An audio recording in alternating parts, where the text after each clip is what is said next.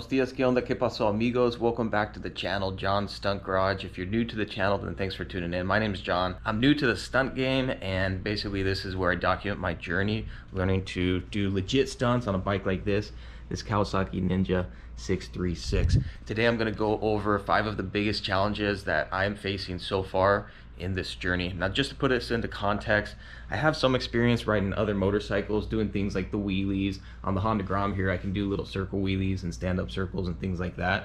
But again, I'm about 2.5 weeks into my journey on a legit stunt bike, that being the Kawasaki 636. So I'm far from professional.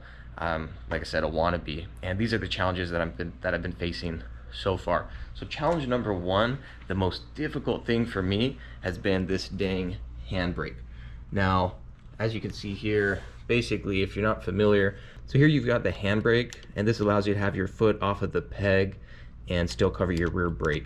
Now, when I was first learning to wheelie, it was hard enough just figuring out how to do the clutch upright, like vroom, vroom, and that's with 3 other fingers on the grip here. With the handbrake now, you have to use this 1 finger on the brake, 1 finger on the clutch, and then you've only got 2 fingers on the grip.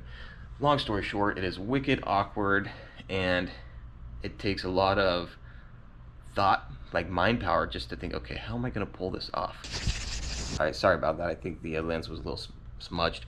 So anyway, the challenge with the handbrake, a few things. 1, just figuring out, okay, how do I have my hand on the grip to make it work? Secondly, figuring out using the clutch when I want to use the clutch, using the brake when I want to use the brake, and then lastly, it's just being comfortable with only having 2 fingers on the grip. It's kind of it's pretty awkward, and I just don't have the confidence yet. Obviously, it's going to take time and practice, and we'll get there eventually, but handbrake for sure has been a challenge so far.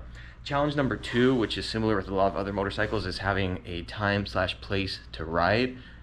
If you follow other stunt riders, you know most of them ride on the weekends. That's when you can find lots that are open and people aren't going to kick you out right away.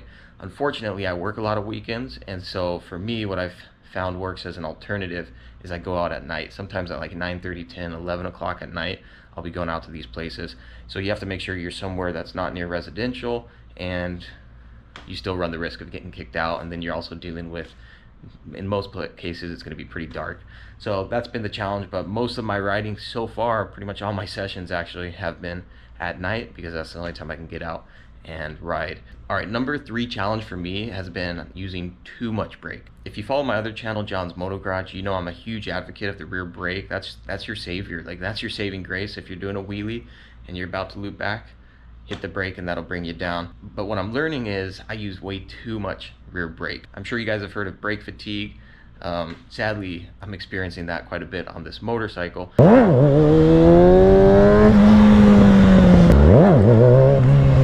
Man, it's kind of helping me to realize also how much I use my brake, my foot brake, when I actually probably don't need to. I mean, I definitely overdo it on my foot brake.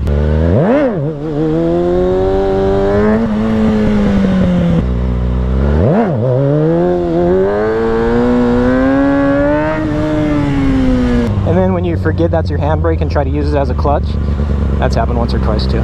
So I'm having to reprogram / rewire myself not to use the foot brake as often as I typically do. That takes me to point number 4. This bike is a totally different beast.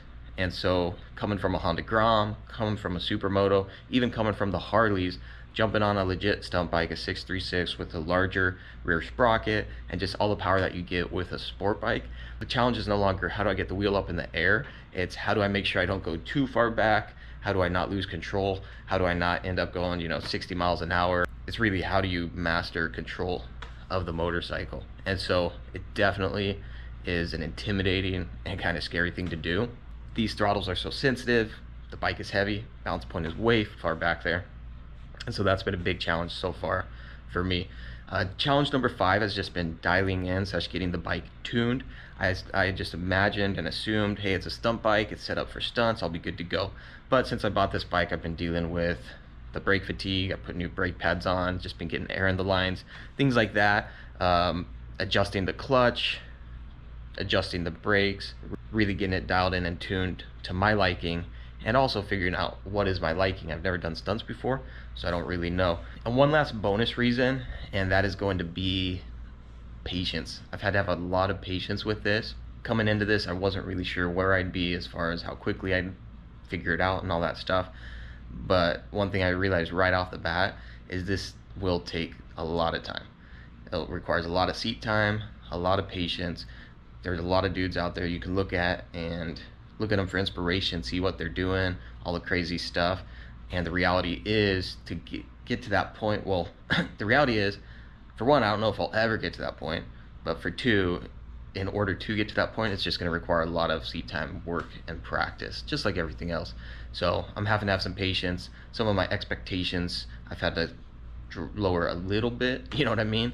Right now, the thought of ever doing a spreader where you sit on the tank and, you know, spread your legs out, or a high chair, or even a circle wheelie, the thought of really even having that handbrake dialed in, it almost seems like impossible at this point. But that's part of why I'm doing this channel, is to really document the progress, so we can look back in a month and say, dude, look where you were a month ago, bro. Look at the things you thought were challenging. Hopefully I'll have overcome those challenges at some point. Right now, the thought of doing any of those tricks is like, ain't gonna happen, man. Ain't gonna happen. To be honest, I was a little reluctant to do this channel because I was like, dude, what if this is a big flop, man? What if I do this John Stunt Garage and I never learn how to actually stunt? But you know what? I'd rather do a channel and fail. I'd rather like embark on the journey and fail than look back and say, dang, what if I had done that but I never tried? You know what I mean? So there you have it, some of the big challenges I'm facing so far on this stunt journey, the 636. Drop a comment below if you're already a pro. What are some of the challenges you encountered and how did you overcome those? And then if you're new like me, maybe not as good or maybe a little bit better, what are the challenges you are facing and how are you overcoming those challenges when it comes to the stunt game? I appreciate the support, you guys. Like and subscribe if you're a fan, and if you dig it, you can check out my other channel, John's Moto Garage. I've got some content over there as well, and we'll catch you guys on the next one. Ride safe, have fun. Adios, nos vemos.